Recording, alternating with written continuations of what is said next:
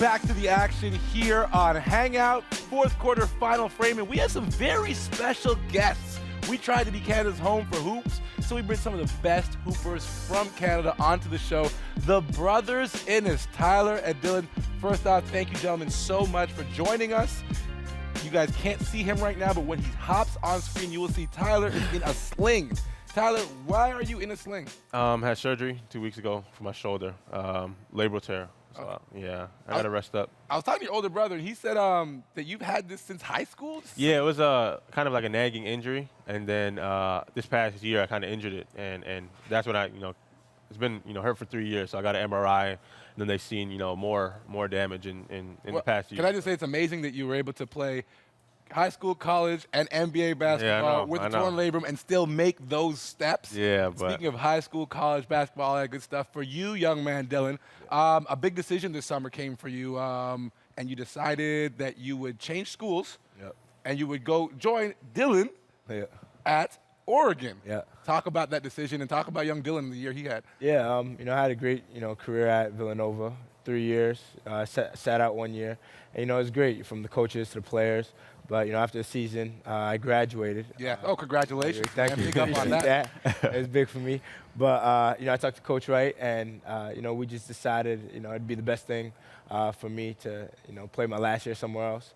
He was great with it. I still talk to him every day, and I still stay in contact with the players. But, I went on a visit to Oregon, and, I just loved it. And there's that family connection, right? Exactly. I got another, Canuck with me, so, that's not too bad either. Okay.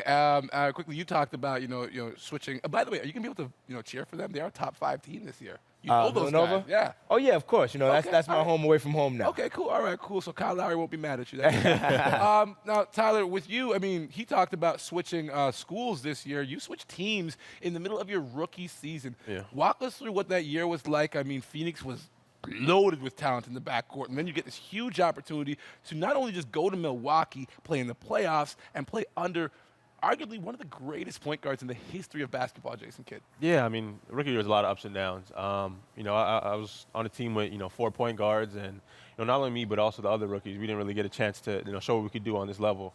On a team that's trying to make the playoffs this year, they didn't have too much time to help us along and develop us. But I think I was really fortunate to end up in Milwaukee.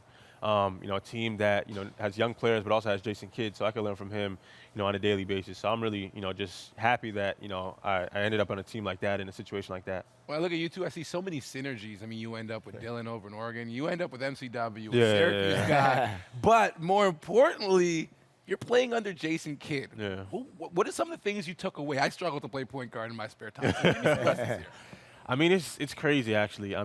Obviously going from first, one of my idols, one of the guys I watched growing up, to coach now. But it's just the things he sees and how he sees the game before it happens is just crazy. Him telling you how it plays in to go down, and it actually goes that way. But anything he says and anything he has to offer me, that's I take it with stride and try to put it in my game.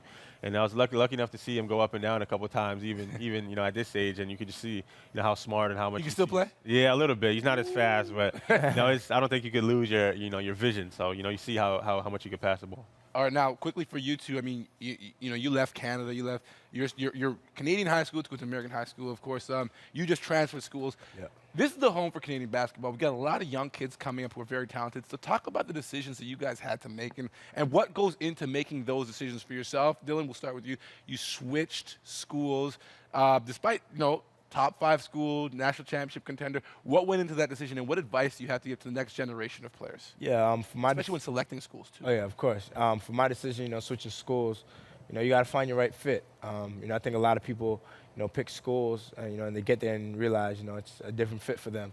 But I just felt like Oregon was the best fit for me for my last year, from the players, to the coaching staff, and for young guys, it's not a rush. You only have 4 years to do this, and in those 4 years, you want to make your dream come true. You got to make sure you're going to the right spot. So I would tell them to be patient, and take the time. There's no rush into growing up or trying to make the NBA, because those 4 years are so crucial to you. All right, and for yourself, you jumped from high school in Canada to high school in the States, and that must have been a huge transition. Yeah.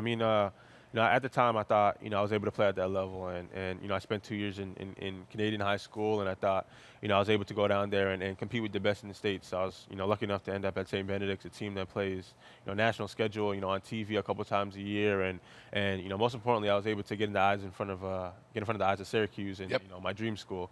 So I think, not only that, but I ended up in a perfect situation in college as well, coming in as a freshman, being able to play, near 40 minutes a game. So I think I'm still trying to get 40 minutes. It's my team. I picked the team. I still want them to get 40 minutes a game. All right, quickly, summer plans. I know that in the NBA, it's a year-round job.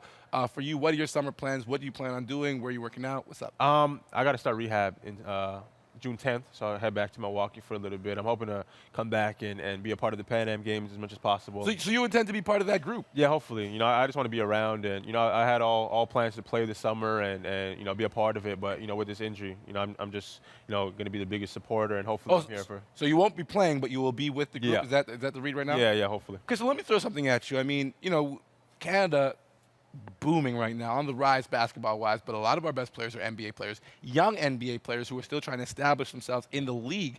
And then you talk about international competition coming in the summer. How tough is it to balance your NBA responsibilities with the responsibility of your nation, your country, repping for that team? Because you seem to be taking it very seriously. Yeah, it was tough last year. They had a couple, training camps and things going on, but with my rookie season, trying to get adjusted to Phoenix, get adjusted to summer league training camp and everything like that. I didn't really have time, and my main focus was getting to Phoenix and getting adjusted there. But this summer, me kind of settled in Milwaukee a little bit. I plan to work out there a little bit, do summer league, but also play Team Canada. But unfortunately, I had to get this done now and just kind of rehab it and try to be back for the start of the season.